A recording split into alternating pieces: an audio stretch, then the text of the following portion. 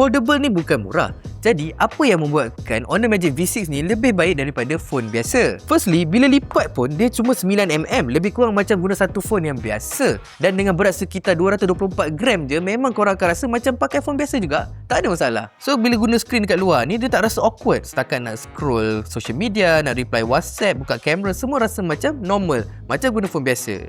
Bila buka skrin dalam ni 7.95 inci ni, barulah nampak beza foldable dengan phone biasa. Nak layan YouTube ke, Netflix, ataupun nak buat kerja, nak buat multitasking, barulah puas hati. Dia juga ada multi flex dan juga fast flex. Senang cerita, lagi mudah lah nak buka beberapa app sekali. Nak multitasking memang terasa lebih selesa bila ada skrin besar macam ni. Untuk kamera pula, bagi saya Honor Magic V6 ni ada setup kamera yang agak bagus. Contohnya main kamera ni memang sangat padu, very clean, warna sedap je mata memandang, portrait mode dia pun cantik, separation tu nampak kemas, tak nampak very artificial. Dia punya telephoto pun very good. Bila korang zoom 6 kali ke atas, dia akan nampak AI enhancement yang membantu naikkan detail tersebut. So kalau korang compare sebelah-sebelah ni, ada AI dan tak ada AI, memang boleh nampak beza, especially in terms of detail.